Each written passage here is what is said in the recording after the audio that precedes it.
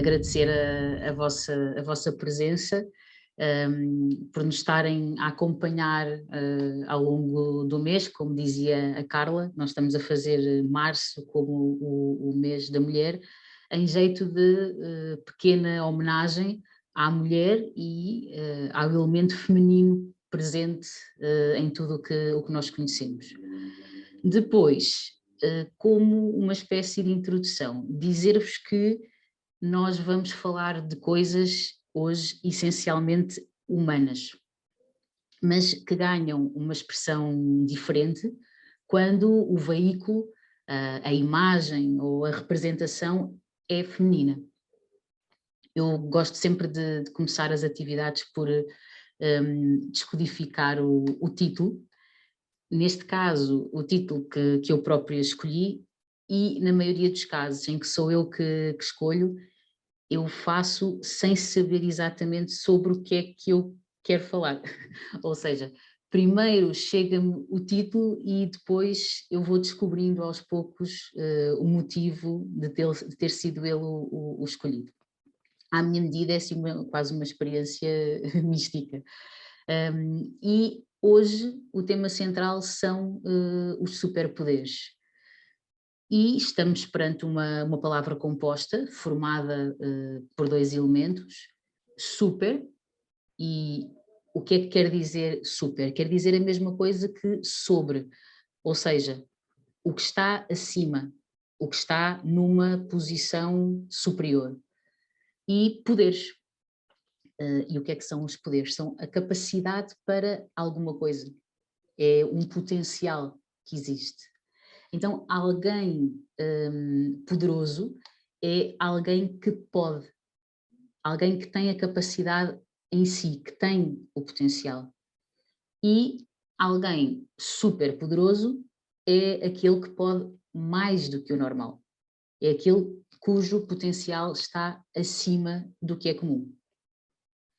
Hoje em dia, claro que se ouvimos falar de superpoderes, associamos-los aos super-heróis. Aliás, vocês se estiverem estado atentos à divulgação que nós fizemos da atividade, nós passámos muitas imagens da Capitão Marvel, da Mulher Maravilha, portanto também nós associamos esta palavra aos super-heróis da banda desenhada, que hoje são mais do que isso para a maior parte de nós, são os super-heróis dos filmes. Mas se nós pararmos para pensar, os super-heróis e os seus superpoderes não nascem com as histórias da banda desenhada, nem muito menos com os filmes atuais. A banda desenhada, a animação, surge no século passado, a partir da década de 30, e muito como resposta aos acontecimentos da época. As duas guerras mundiais, que todos conhecemos, crises económicas, a Grande Depressão, e grande parte das personagens e do enredo de base dessas histórias surgiram a partir de lendas, de mitologia, de contos de fadas, de fábulas, que foram recuperadas e contadas em história, desenvolvendo determinada personagem, desenvolvendo prequelas, sequelas, ramificações que funcionam como um género de zoom-in, de aproximação de determinados momentos da história. Isto para dizer o quê? Que é muita petulância nossa acharmos que os super-heróis e os superpoderes são coisa só do nosso tempo. Sempre existiram. Desde que o mundo é mundo, nós seres humanos, desde que andamos por cá, que procuramos exemplos, que necessitamos de modelos que de certa forma nos deem esperança, que nos salvem quando aparentemente não há saída possível e quando parece ser tarde demais. Mas, efetivamente, nós não temos esses exemplos só nos filmes e nas séries de animação. A história à qual nós podemos aceder está cheia desses exemplos e desses modelos que nos chegam menos vistosos do que nós estamos habituados na ficção, mas que são exemplos bem vivos. E agora pegando um pouco na mitologia, será que estamos a falar dos deuses e das deusas das diferentes mitologias que nos inspiram, desde que saibamos ir um pouco além da história que nos é contada e que mergulhemos no simbolismo, como fizemos aliás na Nova Acrópole de Lisboa no segundo semestre de 2020, né, que fizemos várias atividades em torno dos mitos? Não estamos a falar dos deuses. Os deuses não têm superpoderes, não têm um potencial acima do normal, do comum. Têm um potencial diferente. Os seus poderes são divinos, de outro mundo. Digamos que não jogam no mesmo campeonato que nós. Têm outros atributos e é miticamente aos deuses que nós, seres humanos, recorremos quando é necessária uma intervenção dos céus, uma interferência que já tem de vir de outra dimensão que não a nossa. Então, não estamos a falar dos deuses, estamos a falar de heróis. São os heróis e as heroínas que têm superpoderes. Os superpoderes pertencem aos humanos, ou, em alguns casos, a não humanos, mas que estão neste nível de manifestação. Não pertencem aos deuses. Os deuses são-no, ninguém questiona. Ninguém discuta a identidade de um deus, mas com os heróis é diferente. Os heróis têm de ser reconhecidos como tal. Têm que ser reconhecidos como exemplo, como inspiração, porque fizeram grandes feitos. E quem é que faz esse reconhecimento? Somos nós, as outras pessoas. Então, podemos pensar porque é que, se somos nós que fazemos esse reconhecimento, porque é que há alguns anos não havia imagens de super-heroínas? Ou porque é que não se falava de grandes mulheres reais que enfrentaram o seu tempo e mudaram o rumo da história? Porque não havia espaço para esse reconhecimento. E, pelo contrário, porque é que de há alguns anos para cá começaram a chover modelos femininos no mundo da ficção? A cada super-herói masculino começou-se a fazer corresponder uma super-heroína. Em exemplos históricos, soube-se de centenas de mulheres que lideraram ou que fizeram a diferença na sua cidade ou no seu país, porque começou a haver espaço para esse reconhecimento. A própria Wonder Woman, a Mulher Maravilha, que hoje em dia é tão popular, ela cresceu acompanhando o desenvolvimento das ideias do sufrágio universal e do ativismo feminista, e respondeu à necessidade desse momento. Indo à antiguidade grega, que é tão próxima de nós, buscar exemplos clássicos. Se nós falarmos de heróis, tenho a certeza que se fizéssemos aí um varrimento pelas janelinhas, os nomes que nos viriam à memória seriam praticamente os mesmos. Hércules, Aquiles, Teseu, Ulisses, são esses nomes que nos ocorrem facilmente. E é um pouco mais difícil encontrar modelos femininos na mitologia grega.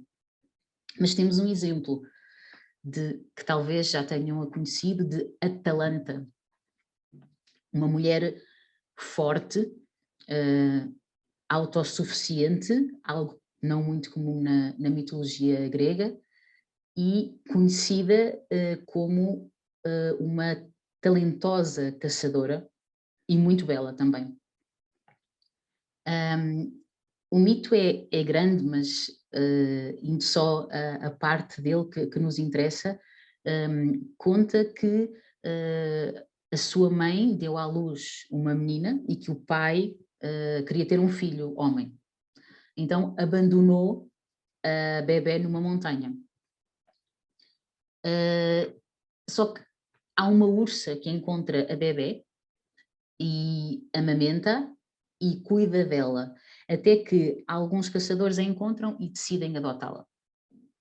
Então Atalanta torna-se uma mulher apaixonada pela natureza, porque teve parte do seu crescimento selvagem, apaixonada pela caça, inclusive desenvolve habilidades físicas e aprende a manejar armas com muita destreza.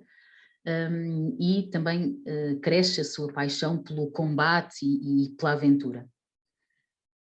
Diz-se que foi a única mulher que acompanhou a expedição de Jasão e os Argonautas.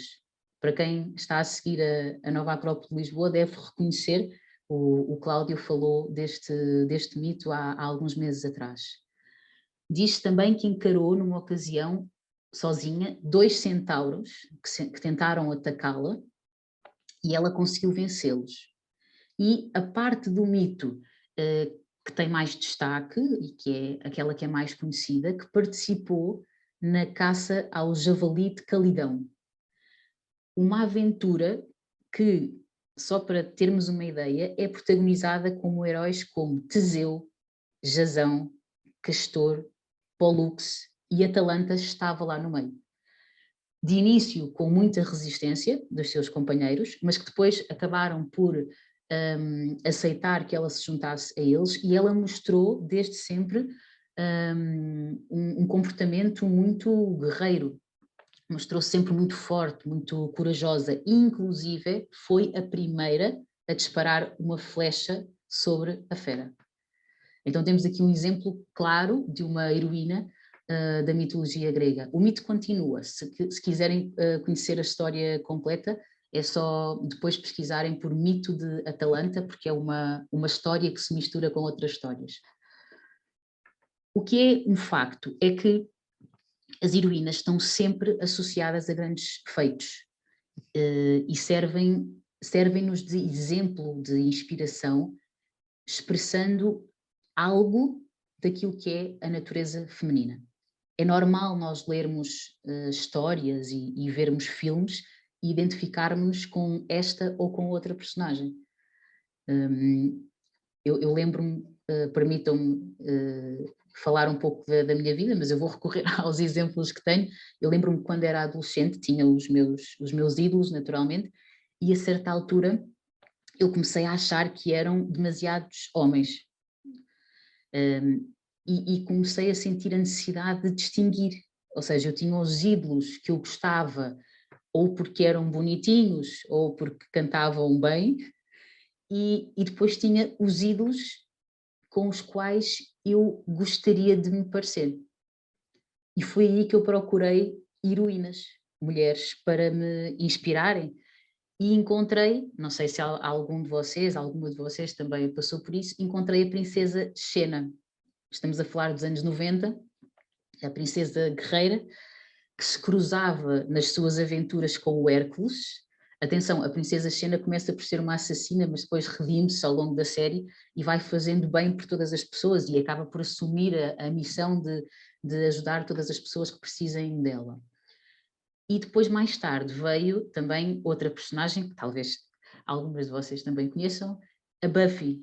A Buffy, a caçadora de vampiros, que era fundamentalmente uma adolescente que tinha sido escolhida para lutar contra o mal.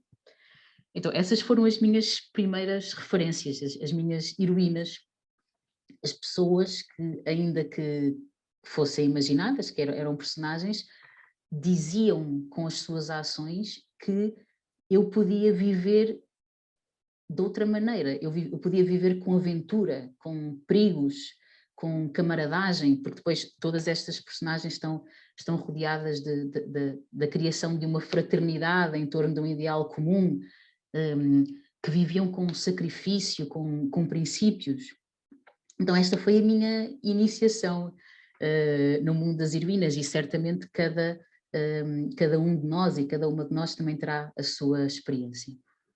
Mas também é certo que encontramos um grande número de vilãs, e bem más, em alguns casos, também elas com superpoderes. Tem de haver diferença, obviamente, entre umas e outras. Ambas servem uma causa e colocam-se ao dispor de algo maior do que si mesmas. Sacrificam a sua própria vida e entregam-se. Isto também acontece com as vilãs. A diferença é que a heroína serve por amor.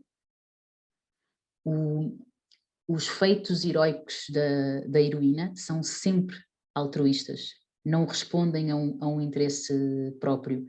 Normalmente o que vemos nas vilãs é que há uma tendência para o egoísmo, e a heroína procura a aventura, sim, sim, mas procura porque a sua alma chama por aventura, e não por desejo de adrenalina, não por vingança, como a maior parte das vilãs, ou simplesmente porque não tem nada de mais interessante para fazer.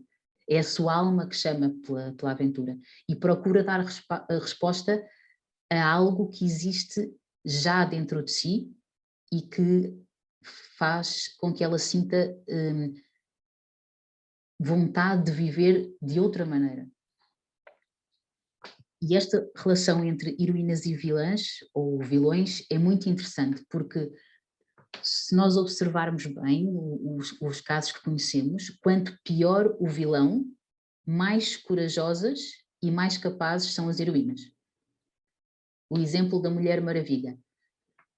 Na sua procura pela paz, ela enfrenta nada mais, nada menos que Marte, o deus da guerra.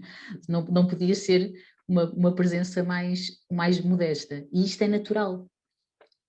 Se nós virmos os vilões além do que parecem, o que é que nos parece que são? Os maus da fita, nós vamos descobrir que são eles que fazem com que os heróis e as heroínas avancem. Se pensarmos em casos concretos, Hércules, quem é que está sempre a fazer a vida difícil a Hércules? Hera, sempre a colocar-lhe obstáculos.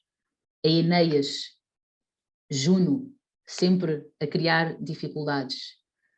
No Egito, Sete, que se opõe a Horus como representação da adversidade. E é exatamente o mesmo connosco. Quanto mais capazes nós nos mostramos, quanto mais provas nós enfrentamos na vida, maior a adversidade que surge. A tendência normalmente é, quando acabamos de superar um momento difícil, não sei se vos acontece a vocês, pensamos, pronto, agora vou ter 5 anos de descanso, porque aconteceu uma coisa difícil. Mas isso não acontece. É normal que a vida nos dê tréguas por algum tempo, mas é só o tempo suficiente para nós recuperarmos o fôlego. E este tempo, se tudo correr bem, vai ser cada vez menos, porque ao darmos passos em frente, enfrentando aquilo que se nos apresenta pela frente como desafio, ampliamos o espaço para a nossa alma e deixamos-la ganhar terreno, e ela começa cada vez mais a exigir mais de nós e mais vezes de nós. A heroína, por definição, tal como o herói, tem de resolver coisas, tem que dar resposta ao que é necessário, ter provas para superar, e conta para isso por vezes com armas mágicas, outras vezes com superpoderes, quer sejam consequência do seu esforço, se estivermos a falar de histórias reais, quer sejam um presente ou uma proteção dos deuses na mitologia, ou fruto do acaso ou da tecnologia na ficção. Tudo isto nos ajuda a identificá-las como modelo e como referência. E é também pelos modelos que nós temos que nós determinamos a nossa identidade. Existem muitos exemplos. Se nós entrarmos no mundo da Marvel ou da DC, para quem gosta deste âmbito, nós vamos centrarmos nesse mundo das super-heroínas, que podemos chamar as super-heroínas mais atuais. Também conseguimos encontrar esses bons exemplos, na minha opinião. Também conseguimos encontrar validade nesses modelos. É certo que nesse mundo as heroínas por vezes agem por vingança ou adquirem poderes por acaso, mas há que entender o tal contexto histórico que falávamos há pouco, e não só histórico, em que estas personagens são criadas e são exploradas. Então convido-vos a ir além do que vemos quando assistimos aos filmes e lemos essas bandas desenhadas, essas histórias destas personagens. Ao mesmo tempo que se exaltam as qualidades e os superpoderes das heroínas, o comportamento também é pautado por erros, por derrotas, que eles conferem quase uma justificação de humanidade. Ou seja, por um lado, as qualidades elevam-nas como seres sobre-humanos, e os defeitos e os erros produzem em nós uma certa identificação. E também é muito interessante pensarmos na evolução da imagem da mulher nestas histórias de banda desenhada e mesmo nos próprios filmes. Se vocês virem, e é muito fácil encontrar na internet, a banda desenhada dos anos 40, 50, 60, comparem-na com aquilo que são os perfis das super-heroínas de hoje em dia e vão ver a diferença. Nós passamos de personagens indefesas, sem atitude, completamente passivas, na espera pelo salvamento masculino, que são alvo das forças do mal. Passamos disso para personagens femininas cada vez mais capazes, cada vez mais ativas, com um protagonismo próprio e que assumem as suas próprias missões. E isso também mexe com o nosso imaginário, também mexe com a nossa construção da identidade. Claro que continuamos a ver um perfil da aparência física das super-heroínas com os uniformes colados ao corpo, não é? Cheios de curvas, muito, muito pronunciadas, mas é certo que vemos cada vez menos representadas atitudes vacilantes por causa ou de emoções descontroladas, ou fragilidades, entre aspas, femininas que estragam o rumo dos acontecimentos. Antigamente isso acontecia muito e hoje em dia cada vez menos. Estou-me a lembrar das primeiras vezes que eu conheci a Princesa Leia, do Star Wars, e quem não viu, vou contar uma cena, mas não vou dizer muito. E a vi beijar o Luke para fazer ciúmes ao Han Solo e pensei no despropósito que era fazer corresponder à Princesa Leia alguém tomado pelos instintos, que decidiu fazer ciúmes ao Han Solo com o Luke. Mas enfim, este assunto do beijo é polémico, porque eu me inteirei, por isso fico por aqui. Então, todo o universo das personagens, e ainda que seja revestido da mentalidade própria da época, é interessante e podemos retirar elementos interessantes que expressam qualidades da natureza feminina. Então, eu não sei se vocês têm presentes algumas destas personagens. Eu vou falar de alguns nomes e depois peço aos meus colegas que fazem a edição dos vídeos para o YouTube para colocarem lá imagens para ficar mais visível. Mas pela descrição eu acho que conseguimos chegar lá. A Sue Storm, a mulher invisível, que tem como superpoder fazer-se invisível a ela própria e também deixar pessoas e objetos invisíveis. Eu associo a uma característica muito feminina, pelo menos na minha opinião, de fazer as coisas acontecerem, mas sem ninguém dar conta de quem é que fez. Não sei se vocês reconhecem isso em vocês ou em mulheres à vossa volta, mas eu creio que isto é muito feminino. E deve ser o que está na base daquela frase: por detrás de um grande homem há sempre uma grande mulher. Acho que está claro para todas e para todos também que não é por detrás, né? É ao lado. Mas em situações muito, muito práticas, a verdade é que muitas vezes aparecem coisas feitas, coisas grandes e de grande envergadura, que envolve muita logística e quase não se dá conta da presença de quem o fez. E nestes casos, de certeza absoluta, foram mulheres a fazer, porque O masculino nisto é muito mais expansivo, mostra muito mais as coisas, e o feminino é muito mais discreto. Ainda em relação à Sue Storm, ela tem outra característica, que os seus campos de força são quase indestrutíveis. Eles podem suportar impactos de muita força. E aqui, refletindo talvez a capacidade de resiliência feminina, de aguentar os embates da vida e persistir, de em momentos difíceis ir buscar uma força interior capaz de aguentar tudo. E desculpem-me voltar aos espartanos, que foi, foi tema há umas semanas atrás com o Cláudio, mas agora é para retratá-los no feminino.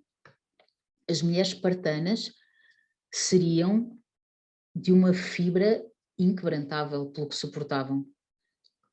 É certo que toda a sociedade espartana estava baseada no treino militar, na capacidade de resposta dos seus homens para defenderem o território, mas quem ficava a dar estrutura, a dar continuidade, vitalidade e identidade ao povo espartano eram as mulheres. Quem perdia maridos e filhos em prol do coletivo e ainda assim aguentava, resistia, eram as mulheres. No livro Portas de Fogo, de Steven Pressfield, sugere-se ainda mais do que isto, mas caso alguém queira ler, eu não vou desvendar mais. Outra personagem é a Elastic Girl, a mulher elástica, muito simpática, que, obviamente, como o nome indica, tem elasticidade, e essa elasticidade permite que ela estique várias partes do corpo, em muitos tamanhos diferentes. Pode atingir, por causa dessa elasticidade, níveis de força, de agilidade muito superiores ao que seriam os normais. E faz-me lembrar a capacidade feminina de chegar a vários sítios ao mesmo tempo. E não falo concretamente aqui na questão do multitasking, que também é uma questão discutível e polémica, ou seja, de fazer várias coisas ao mesmo tempo. Aqui falo concretamente na capacidade de dar atenção a várias coisas ao mesmo tempo. Ou seja, de atender a vários estímulos e necessidades sem se desconcentrar do mais importante, do foco principal.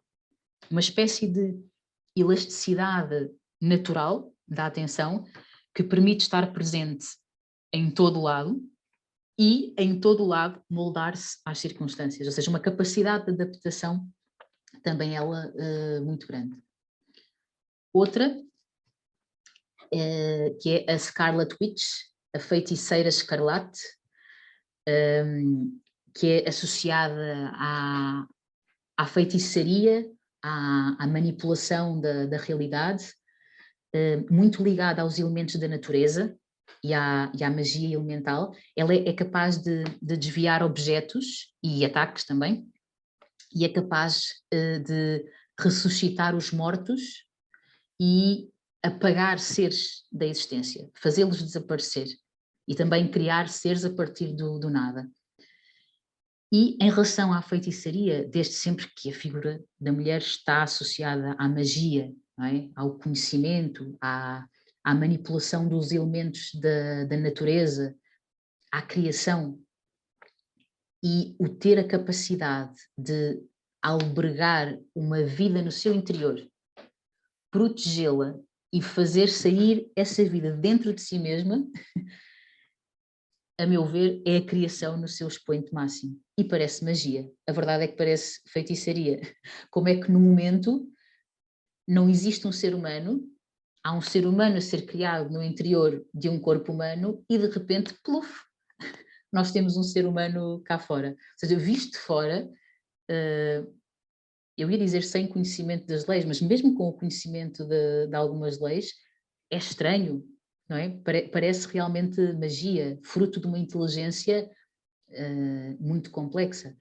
Então eu creio que aqui, nesta característica da Scarlet Witch, de manipular a realidade, esta manipulação da realidade, no seu auge, dá a possibilidade de, com a nossa vida, darmos à luz outra vida.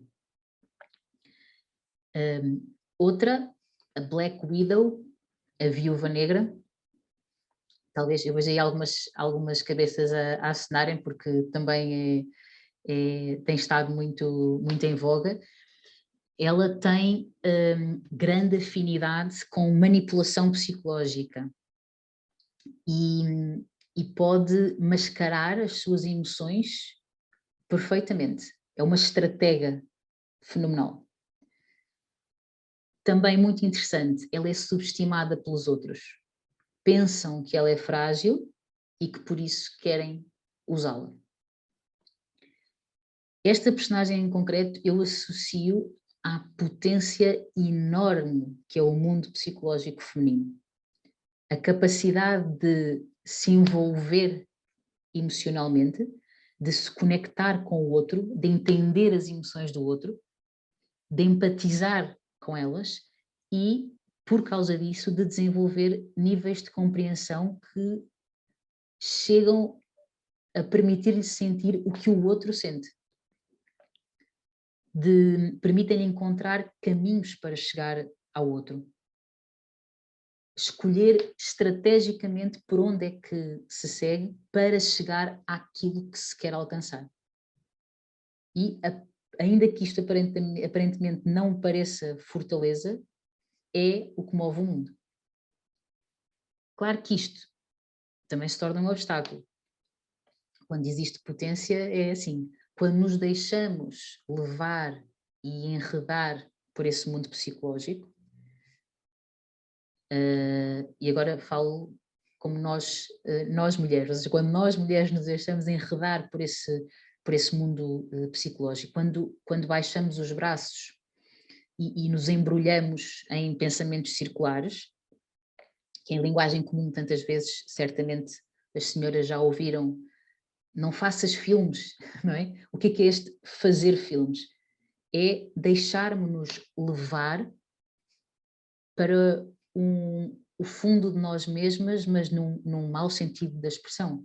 Um fundo escuro, apertado, em vez de transformarmos tudo isso em força interior que recebe a luz e que dá essa luz aos outros que nos rodeiam. Portanto, é algo que, como em tudo, pode ser muito bem utilizado ou, inclusive, pode ser utilizado contra nós. E a Wonder Woman, a Mulher Maravilha, claro. Eu ainda ontem brincava com umas amigas da Nova Acrópole, dizendo-lhes que, contra toda a expectativa, eu não vou falar da Mulher Maravilha. Mas, obviamente, terei de falar. E vou direta a dois elementos importantes. Ou seja, aqui com a Mulher Maravilha, mais do que os superpoderes, saltam-me à vista as suas armas, duas delas em especial. Uma delas é o laço da verdade, uma arma utilizada para extrair a verdade das pessoas, que só pode ser usada por quem se compromete a usá-lo também em verdade, sob pena de a magia da arma acabar. E ainda que possa ser entendido de forma muito redutora, e olhem que é verdade que é entendido assim, porque eu mergulhei na internet e confirmei que sim, como símbolo da capacidade feminina de detectar mentiras, que também é verdade, mas nós vamos além disso. O laço, para quem já viu cenas com o laço da verdade, ele submete, ele sujeita, e a verdade liberta. O laço em si tem uma força incrível. Ele poderá ser entendido como um elemento que tensiona o que de mais material existe em nós, aquilo que nós chamamos de personalidade, que corresponde ao que serão os planos mais inferiores da nossa existência. Então, a nossa personalidade é tensionada pelo laço para fazer sair a verdade que nos liberta. E quem utiliza o laço, utiliza-o para conhecer a essência, além da aparência, para perceber o que é que nos une. Então, o laço é utilizado não para possuir, não para matar, não para destruir, mas para libertar. E o que é isto, senão o amor? Outro elemento da Wonder Woman, da Mulher Maravilha, são as suas pulseiras. Muito requisitadas também. Descobri que há pulseiras da Wonder Woman vendidas na internet, tudo se vende hoje em dia. E as pulseiras da Mulher Maravilha são à prova de bala. Ela usa-as como escudo. Uma pose comum na Mulher Maravilha é erguer os braços e cruzá-los, enquanto as balas vão fazendo ricochete nas pulseiras. Elas são praticamente indestrutíveis. E as pulseiras, segundo algumas versões, serão um lembrete constante de que as Amazonas tinham sido escravas de Hércules. Ou seja, da memória nasce a consciência de que não podem voltar a essa situação. Noutra versão, são sinais de submissão à deusa Afrodite. As duas agradam, por isso falo das duas. Acerca do primeiro ponto, a nossa identidade é construída mediante a lembrança que nós temos de quem somos. Lembrança que, por sua vez, se alimenta da memória. Então, há que conservar em nós a memória de todas as lutas e superações que travamos para chegar a ser o que somos hoje. É isso que nos vai dar consistência, tanto em termos individuais como em termos coletivos. Se eu achar que a minha identidade é construída a partir das experiências do último ano, se eu não me lembrar de nada para trás do que me aconteceu, a consciência que eu tenho de mim mesma só vai até aí. E é o mesmo com a humanidade. Se nós acharmos que somos o que fizemos nos últimos 2500 anos, a nossa consciência só vai até aí. Então estes sinais de memória são-nos muito úteis para percebermos de onde vimos e a dimensão das nossas experiências ser constantemente atualizada e fazer-nos lembrar de quem nós somos realmente.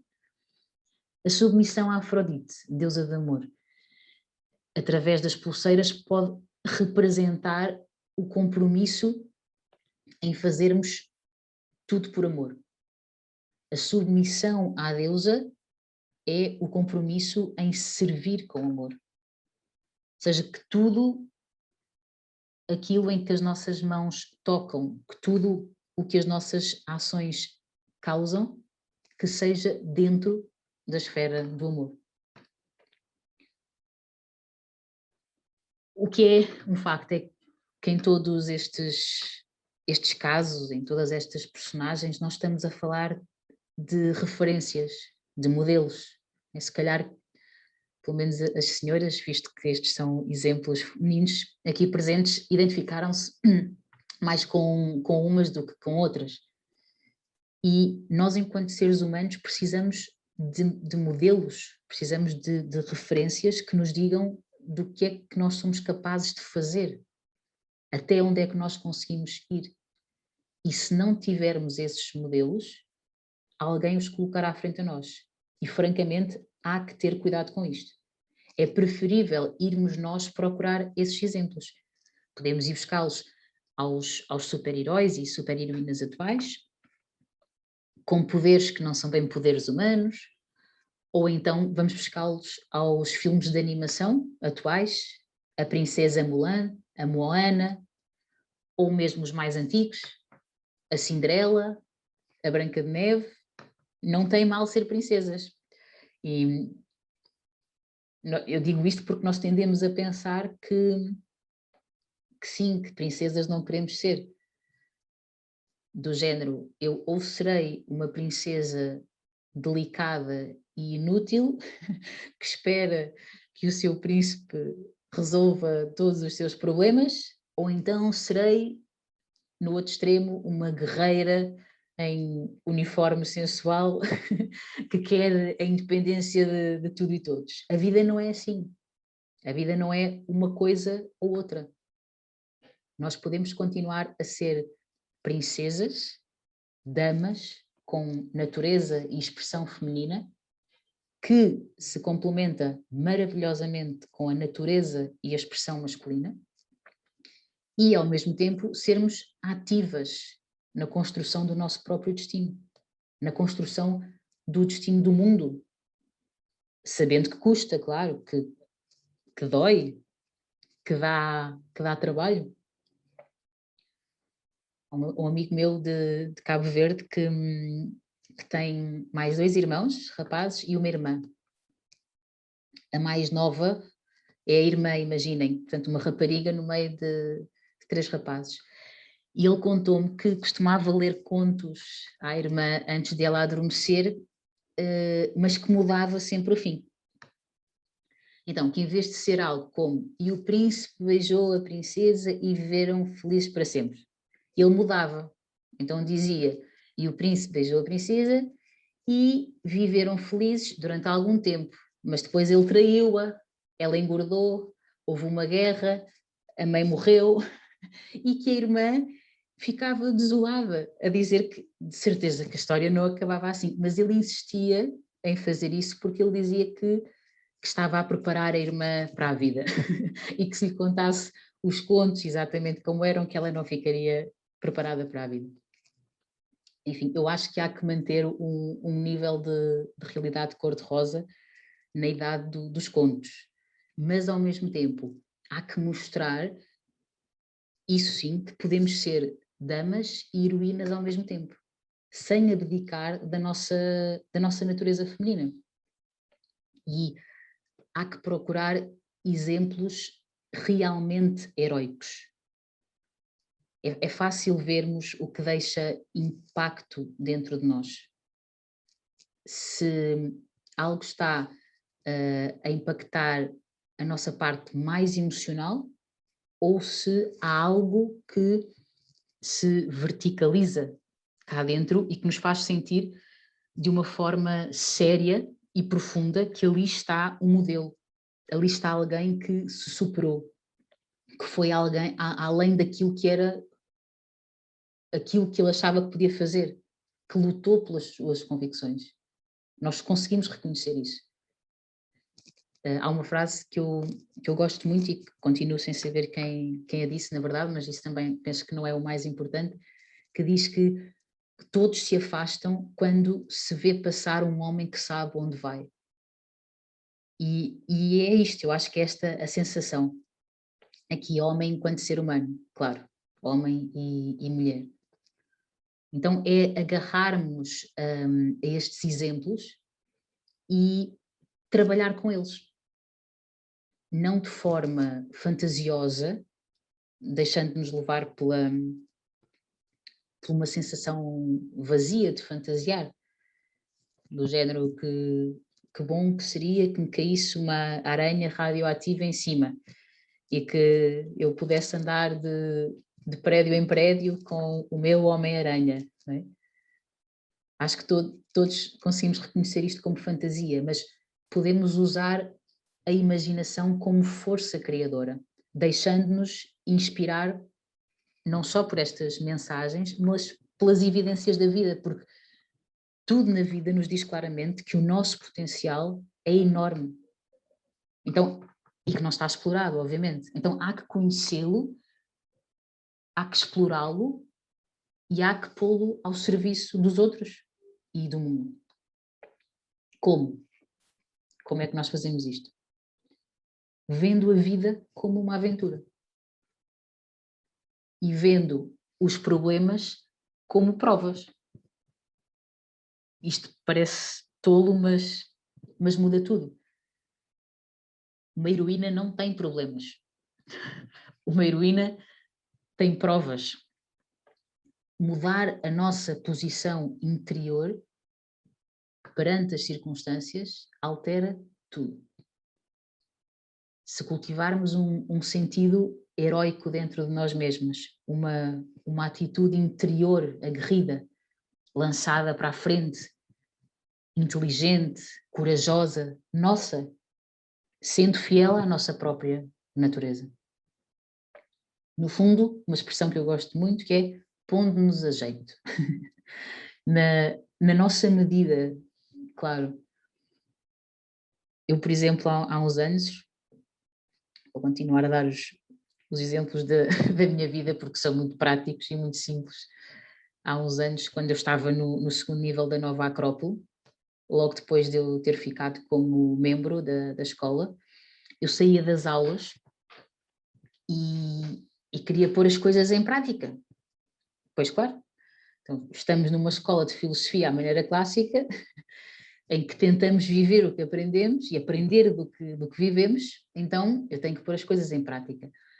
E no caminho para casa, eu saía da escola de metro e tinha que apanhar o metro e o comboio. E no caminho para casa, como não havia nenhum Marte para enfrentar com o laço da verdade, ou não me cruzava com nenhum javali, eu tive de procurar algo desafiante à minha medida. Então eu decidi, a certa altura, que eu ia apanhar o comboio das 22h30 no Cais de Sodré, desce por onde desce.